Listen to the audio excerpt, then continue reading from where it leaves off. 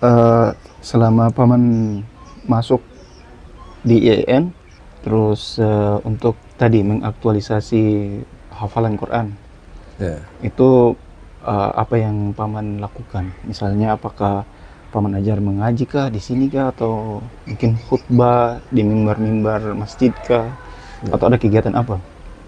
Kalau periode masih kuliah ya seperti itu, mengajar privat Al-Quran.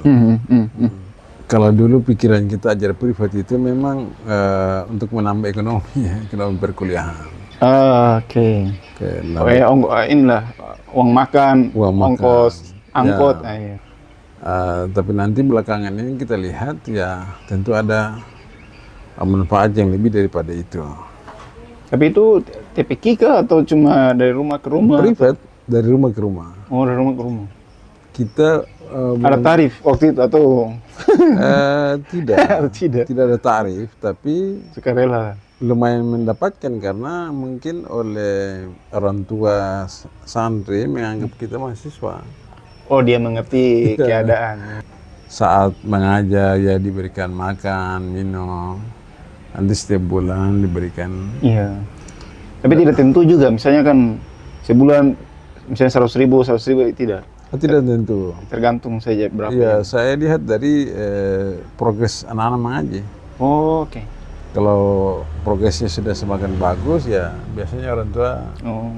Berapa banyak waktu itu, berapa titik lah misalnya ini di sini gitu. Banyak di Kota Ambon. Tidak banyak titik ya, tapi sekitar 4 atau 5 titik. Oh, sampai titik. Tapi sampai hatam itu anak-anak itu. Ada yang hatam ya karena ada yang orang tua mereka lanjutkan ke pondok apa ya. Tapi rata-rata akhirnya tahu baca Quran. Tahu baca Quran. Oh, oke. Dan saat itu kan pikiran kita sederhana saja, yaitu menambah ekonomi. Iya. Perkuliahan. Ya pentingnya. Tapi nanti belakangan ini ternyata manfaatnya banyak. Kan saya akhirnya lolos menjadi PNS dan sekarang sebagai dosen itu juga karena berkah daripada mengaji. Artinya orang tuanya yang membuat saya jadi dosen gitu. Ya kayak itu sebenarnya kayak membangun jaringan juga begitu. Membangun jaringan ya. Iya. Ya saat itu kita belum berpikir ya. Kita yang pikirnya untuk menambah ekonomi perkuliahan. Iya. Nah, ternyata ada berkahnya setelah ya selain jaringan ya. Jaringan. Karena orang tua ini mungkin ada yang biasa, tapi ada mungkin orang pejabat atau apa yang stratanya juga bermacam-macam kan. Ada yang elit ya. Tapi sebenarnya itu berkah Al-Quran juga. Berkah Al-Quran. Ya kalau kita studi agama, baru nanti kita akan mengerti semua itu. Ya, memang Quran ini kan jadi rahmatan lil alamin ya. Rahmat bagi semua orang gitu. Jadi kalau kita ditual saja dahulu mungkin kita pikir Quran itu ya rahmat untuk lingkungan keluarga kita saja. Atau setelah kita keluar ternyata betul bahwa Al-Quran itu rahmat bagi semua orang. Orang Jawa, orang Bugis, Seram, Buton. Iya, karena semua memang mau mengkonsumsi Quran itu. Ya itu pemurid-murid itu dari suku-suku itu semua? Ada. Iya. Dahulu terbatas, tapi sekarang banyak. Banyak. Karena sekarang saya punya TPQ sendiri. Jadi dulu ajarnya dari rumah ke rumah untuk bantu kebutuhan biaya kuliah. Sekarang saya mengintegrasikan di rumah dalam bentuk TPQ ya. Iya. Melayani orang tua yang punya anak-anak di kompleks. Ya, ada juga yang datang dari luar. Oh, oke. Dan karena di rumah sendiri kita bukan lagi dalam rangka perbaikan ekonomi. Kayak mindset kita sudah berubah ya dalam rangka apa? Pengabdian. Ya, pengabdian. Syiar Islam.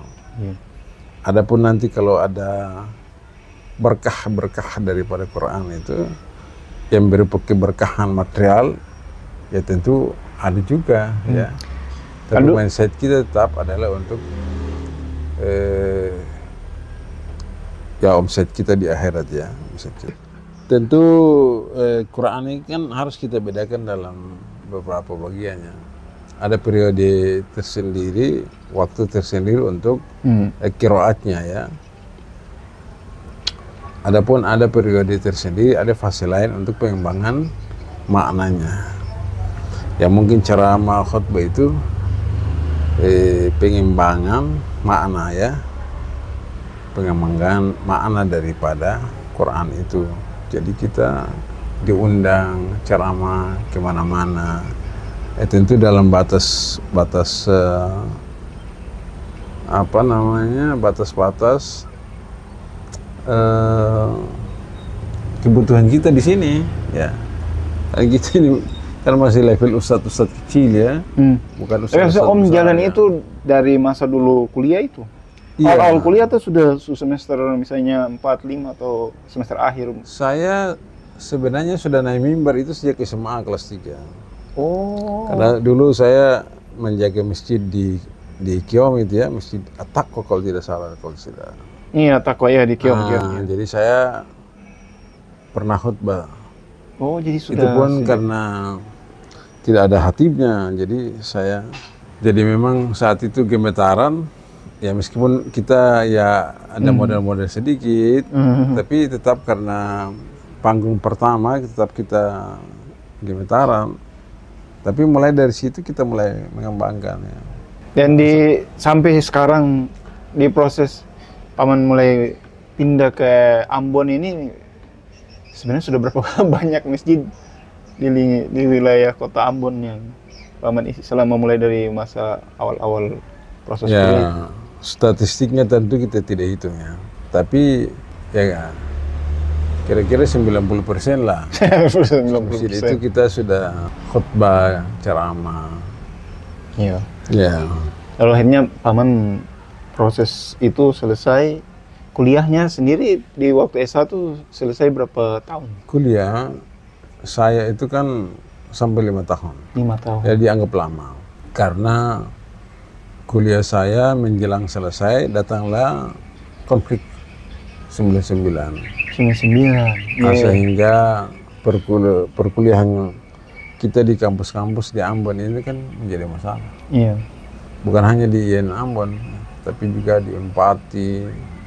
Banyak mahasiswa yang eksodus kan. Kita tidak eksodus, bertahan. Nah bertahan itu ya kita menunggu waktu Ambon aman ya kita selesai. Ya, karena kita ekonomi lemah, kita tidak eksodus, bertahan ya. Terus setelah lulus Paman masuk ke kerja tes pegawai atau sempat mengabdi atau gimana? Atau mungkin pernah dulu, kan sebagian mahasiswa dulu yang apalagi yang berprestasi itu kan jadi asisten dosen, mengajar. Paman pernah mengalami atau melakukan itu waktu semester kuliah itu? Saya lulus 2001, kemudian terangkat menjadi pegawai 2002. Itu melalui tes? Tes. Ya karena saya prestasi kecil-kecilan di saat mahasiswa itu, terus ada dosennya yang mengangkat saya sebagai asisten dosennya. Itu Profesor Atamimi sekarang. Oh. Profesor Atamimi itu menunjuk saya sebagai asistennya dalam ilmu kalam dan ilmu hadis. Ilmu hadis? Ya. Berat. Berat itu. Tidak berat, hanya mungkin tidak ada orang jadi saya minta bantu saja. Mungkin karena Paman hafal Quran jadi. Wallahualam. Nah, ini kalau kasih ke yang lain tidak apa, yang penting kasih beliau. Tapi berapa semester? 2 semester selama belum terangkat itu saya. Oh, oke. Terus untuk menambah honor ya. Menambah pendapatan hidup, saya juga mengajar waktu itu mengajar di SMP, mengajarkan bahasa Inggris di SMP 14 Kebencian. Bahasa Inggris? Bahasa Inggris. Oh, Paman mengajar bahasa Inggris? Iya. Wah, belajar bahasa Inggris sedikit. Iya. Tentu bahasa Inggris untuk SMP ya, jadi tidak terlalu berat ya. Tidak terlalu berat. Sedikit saja. Tapi minimal speaking. Ya. Terus diminta juga untuk mengajarkan hafalan Quran untuk Raudatul Atfal, ya, TK Assalam. Oh. Tapi saya tidak bisa bertahan di Raudatul Atfal karena Siswa TK. iya, siswa TK. Saya kan datar saja gitu. Hanya berhenti jadi guru di Raudatul Atfal. Jadi SMP 14 itu pun hanya 1 semester, tapi lebih banyak di kampus. Nanti 2002 saya ikut tes, dan waktu itu kan tes 2002 sampai, kalau tidak salah, sampai 2004 itu masih kelulusan ditentukan oleh daerah, ya. Daerah, kampus lah. Kebetulan jadi ketua panitia waktu itu Profesor Atamim yang sekarang ini. Beliau waktu itu jadi wakil ketua 2 STAN. Sementara anaknya saya pernah ajar. Oke. Hanya dengan izin Allah tentu, ya, dengan izin Allah Subhanahu wa Ta'ala, saya diloloskan di antara 10 orang yang tes pegawai negeri sipil. Jadi saya masuk dengan pegawai administrasi. Tendik, tenaga pendidikan. Tenaga pendidikan. Oh gitu. Ya, karena saya kan belum S2.